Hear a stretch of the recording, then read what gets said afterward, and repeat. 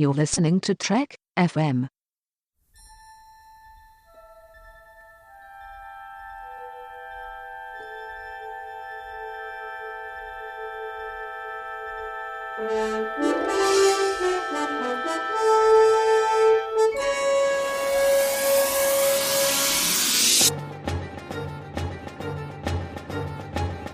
Hello and welcome to From There to Here, Trek FM's 50th anniversary rewatch project in which we cover all 729 episodes and films of the Star Trek franchise. I'm Duncan Barrett, and joining me today is... Brandon. How's it going from Melodic Treks? Hey, I'm going to start calling you D-Ball. Oh, great. Lucky me. Yeah. But, I'm glad you've identified yourself as Brandon. I thought you might just be going by Q today. Q. Then it could get confusing. We're your hosts, Q and Q. Q and Q. Itchy doesn't quite work for me. My name's Brandon, so why don't you call me Bitch? Well, I don't know if that's allowed on this network. I thought you had a policy against explicit language. So today we are talking about Q2, or as I think of it, Bring Your Son to Work Day for John Delancey, and a favourite Voyager episode, Author. So let's start with Q2. Brandon, do you want to give us a little rundown on what happens in Q2? Q is a horrible parent and abandons his child on Voyager so that Janeway can fix his horrible parenting. Yeah, that sounds about right. And hijinks ensue, as Mike would say. I mean, this is also another nudity. Yeah, I was going to say this could almost go by the name Deja Q, because that's basically what we get here. We get Deja Q again, only instead of Q, with Q. It would be Deja Q. Deja Q. Anyway, what did you think of this episode? I like this episode a lot. I think it's fun. Yeah. Honestly, okay. I think John Delancey's son is really good as a young, mischievous Q. It is very reminiscent of Deja Q. It's very reminiscent of True Q, which is the one with the young girl who's getting her powers. But I think there's not much to talk about. Like, we're not going to get some deep philosophical message. But honestly, when they go into engineering and it's a nightclub, that is freaking hilarious. Yeah. I howl when I see that, because it is funny, because it looks like a nightclub, like some weird postmodern nightclub that you'd go to, right? Yeah. So, but I do think it's interesting how they thought that having this baby would have brought peace to the continuum, and it did the complete opposite. Mm-hmm. So I'm glad that we got one more Q episode before the end.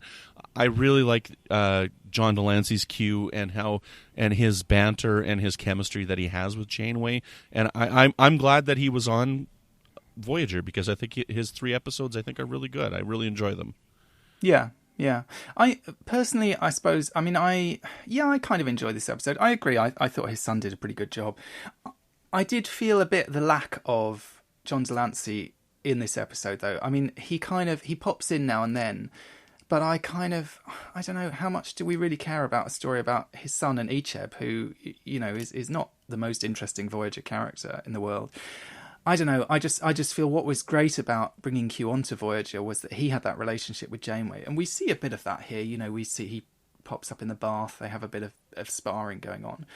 But I slightly felt it was a bit of a wasted opportunity, especially after we haven't seen him for several years. You know, they could have been using Q a bit more, I think, going along. They had this quite, you know, Death Wish, very interesting episode. Then the Q and the Grey, I think, was, you know, that was kind of interesting. And they had this kind of continuity, this kind of Q storyline that was going on about what was happening in the continuum. And yeah, they do pick up on that here, I suppose. But only really, like you say, to say, well, yeah, we had this idea and it didn't really work.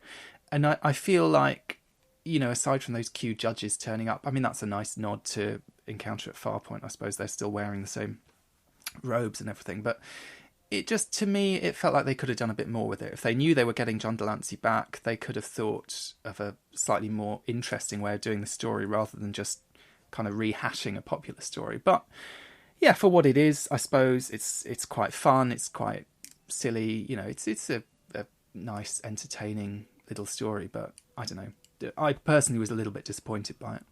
See, to me, it fits his character, though, right? in that, so they have to resolve the fact that they gave birth to a Q, right? And like as a direct result of like major problems that have occurred directly as a result of what Janeway did with Quinn back in season 2. Like they're kind of connected, and to me it fits Delancey's Q character, that he's like, I don't want to deal with this kid. I can't handle this kid. You fix the problem, because he does want to cause trouble and just have fun and doesn't want to be the responsible parent. So I don't know. To me, the story works just the way that it is, and we needed to have that resolution of the infant Q, the child Q. So I don't know. It works a lot for me, and I think it's really good. Yeah. Okay. Fair enough. I got to ask, how many baths do you think Janeway has? Because every time Q shows up, she's having a bath. It does seem that way, doesn't it? Yeah. Is this like women bath this often? Or because I don't bath. Do you bath? Yeah, now and then, but I shower, I clean myself. Like I do partake in personal hygiene. Yeah. Well, we know Neelix enjoys a bath, so obviously popular on Voyager. But yeah. I don't know. I don't know. I think the bath is more of a kind of recreational thing than a cleaning thing, isn't it? It's a way to, to unwind and relax. I don't know. Right. Which was the other time. I get that's part of Janeway's, character. She enjoys a good bath. A good relaxing bath with a Q. Yeah. With or without the Q. Okay, so do you have anything else you want to say about Q2, or shall we move on? I think we should move on. I think we can move on to author. Okay. Right, so this is a very popular Voyager episode, Author. This is the episode in which the Doctor puts his holonovel writing skills to the test and actually has a holonovel published in the Alpha Quadrant. But unfortunately, the Doctor's holonovel is not exactly flattering to the crew of the USS Voyager. And he ends up trying to retract it to prevent the publication, but finds that he's unable to do so because legally he has no rights as a hologram, quite ironically. So, Brandon, this is one of the probably most popular Voyager episodes. What do you think? Does it live up to the hype? I like this episode a lot. And we were having a discussion on Twitter recently with Enterprise Extra, and he says, I enjoy rewatching Author as it never fails to prove me right. # worst Voyager episode ever. Wow. So Enterprise Extra does not like this episode very much. And there's another thing that he said about it. He thinks that it's mean-spirited. He thinks it's a mean-spirited episode is something that he said. And I disagree. I think this episode is a perfect summation of the Doctor and who the Doctor is and how entitled he feels. Mm-hmm. Now, I personally believe, and everybody compares this to Measure of a Man, right? I honestly believe that we will never get to a point with our artificial technology that they will be almost interchangeable with a human being. We feel the way we feel about Data because he's portrayed by Brent Spiner. We feel the way we feel about the Doctor because he's portrayed by Robert Picardo, and they're played by human beings. So because of that, the stories develop and that they become more than what they are. Mm-hmm. But I honestly do not believe that our artificial technology will ever get to the point where we will actually have to have this discussion. Okay? And so because of that, it's interesting. So we watch the Doctor. Oh, I want to have this, I want to have this, I want to be able to do this. And you slowly grant him all these rights as a computer program, which he is. The Doctor's my favorite character on the show. He's so much fun to watch. Robert Picardo's a great actor, especially in this episode. He's great. He's over the top. It's wonderful. But the Doctor's so entitled. This is exactly how he feels. And I think it's, the way he feels oppressed, even though he's been granted all these rights.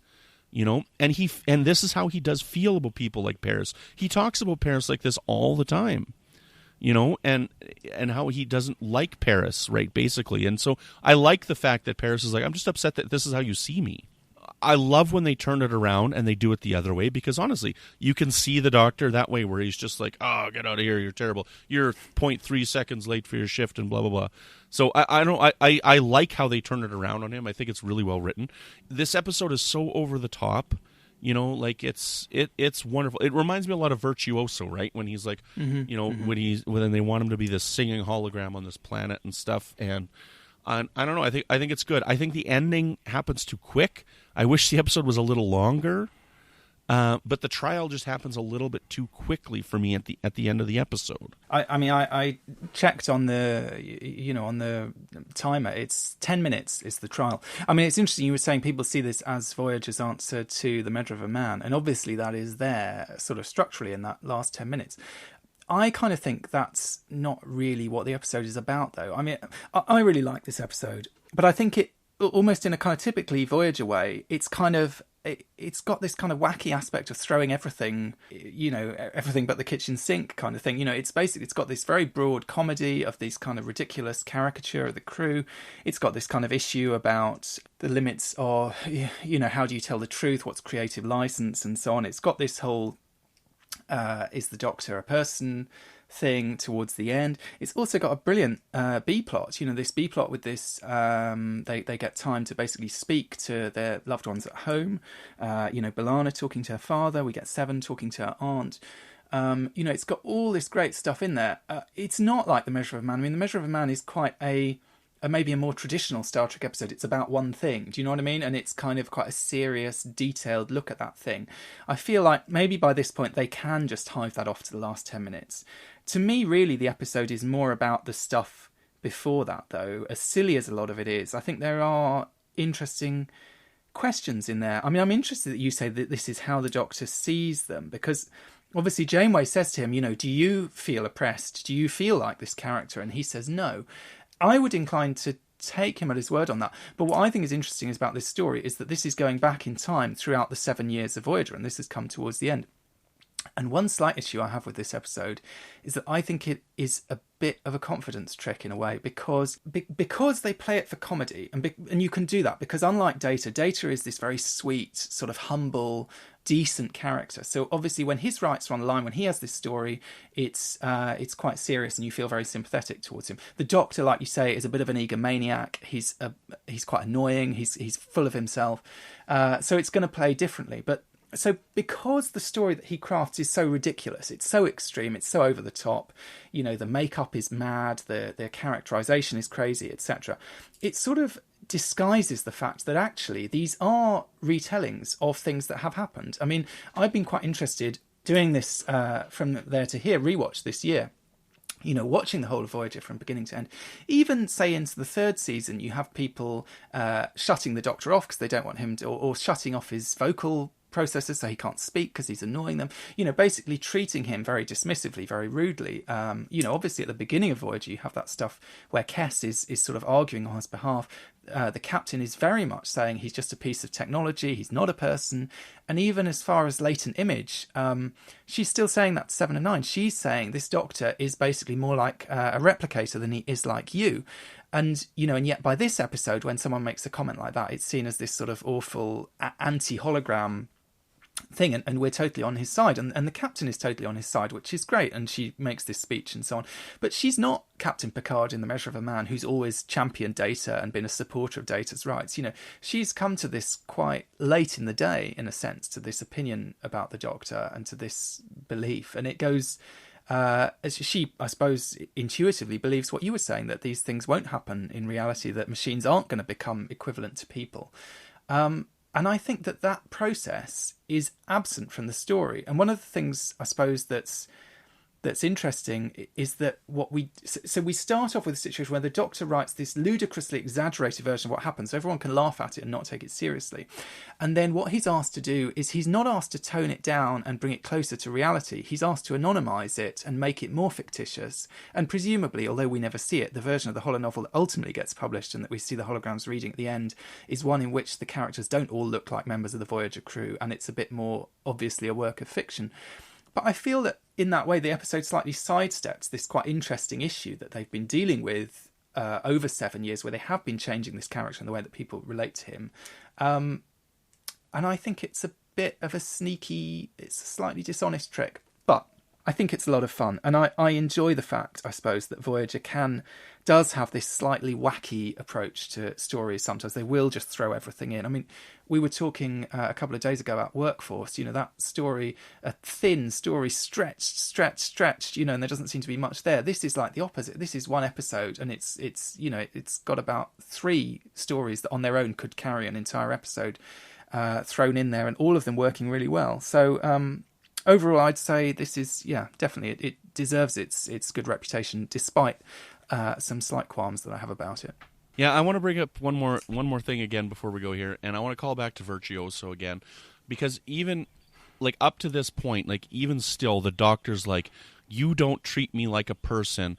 I want to leave the ship and go on my own adventure, and if I was a living flesh and blood person, you wouldn't question me twice, right? And so he does believe this, and the portrayal that he's given to these people is, he tries to say that it's not, it's just a caricature, but honestly, deep down, this is how he believes he is treated on this ship, and I think that is fitting for his character, and we have seen it throughout these 7 years. How many times does he complain that he does not get treated fairly? And he does.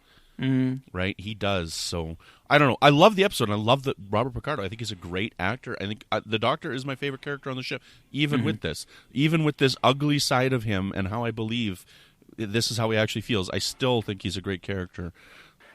One of the things that interests me about this episode, as because I'm a writer and I write books which are based on real people's stories, so I'm exactly kind of treading that line of what's true, what's fictionalized, where is the kind of with the boundary and that sort of thing. So to me, those issues are quite interesting, and I have dealt with people who didn't like something that maybe I wrote about them, or who felt that it wasn't how they remembered it, or it wasn't. You do have all these kind of issues of truth, all these issues of, even when you fictionalize something, is it still too close to the reality? I mean, I couldn't help wondering as well with this issue with the publisher.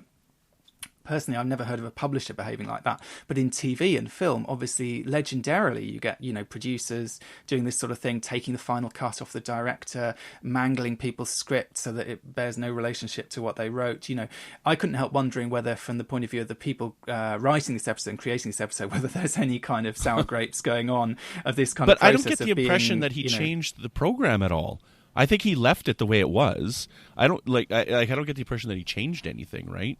Do you get when he impression? Revised it? Do you mean after the fact he did? Yes, but I mean the publisher. He just is like, I'm publishing. Oh yeah. And yeah. No, okay. But I just meant that kind of sense of this sleazy publisher who won't give him, because he published it before it was ready. And I suppose if I sent a draft of a book into a publisher and then said I was still working on it and they published the draft, I would be pretty angry with them. I mean, I think that is. That was definitely unacceptable for the publisher to do that, because he does have, this is what the whole story's about, isn't it? Does he have a right as an artist to control his own work? And I guess that's all I'm saying, is that certainly we know that in film and TV and so on, there's much more of it's much more of a vexed issue, to what extent does anyone, even if their name is on the credits as the writer, do they have any control over what goes under that name, or, or whatever. But that's just it. It was finished, and the Doctor was happy with the final product, right? When he submitted it to him, right? Right. So it was after the fact. Yeah, that's a fair point. Yeah. Right. So the product was finished as far as the Doctor was concerned. It wasn't until Tom Paris watched the program that he's like, that this whole controversy started, because nobody even knew it existed, right? And so that's what's interesting. But the program was done, and the program was acceptable, and the publisher's like, this is what I'm publishing, this is great. And then the Doctor's like, oh, wait a minute, I've offended people, now I got to take this back. And no, you're a hologram now, I don't care about you, right? So Right, yeah. I've had dealings like with TV producers where they want to base something off of a book that I've done, but they want to change certain things to kind of sex up the story, even if it's someone's true story. And I'll say to them, well, look, I think you can do, if you're fictionalizing it, that's fine, you can do that, but you need to really anonymize this person, because that person is not going to be happy if they think that's them, and you're showing them doing these things, which frankly they would be horrified to think that someone thought they were doing. Exactly, yeah. That's quite important. And they're very laid back about that, so they're like, oh yeah, don't worry, we'll change their name sometime along the line, or whatever. But so maybe that's my perspective coming to it. I was just like totally on the Doctor's side against this publisher, and thinking, I know where you're coming from, Well, this has been a great couple of days, and I'm really grateful for it as well. It's nice to get a fresh voice on it right near the end here, and I think it's provoked some great conversation between you and I. Where can people find you, Duncan? So if you want to get in touch with me, you can find me on Twitter. I'm at Barrett's Books. You can find me in the Babel Conference, or if you're interested to hear a bit more of my thoughts on Star Trek, I have a book, Star Trek: The Human Frontier, that you can find out about at www.startrekhumanfrontier.com. And Brandon, when you're not finishing off your latest holonovel, where can people find you? You can find me here on the network with new episodes of Melodic Treks, which is all about the music of Star Trek. I've been on several recent episodes of Warp 5, our Enterprise podcast. You can find me on Twitter at Brandon Mutala, and every once in a while poking my head up in the Babel Conference. Well, I will be back tomorrow for our final block in this epic rewatch with Mike Schindler, and we will be talking about Friendship 1 and Natural Law. So tune in tomorrow.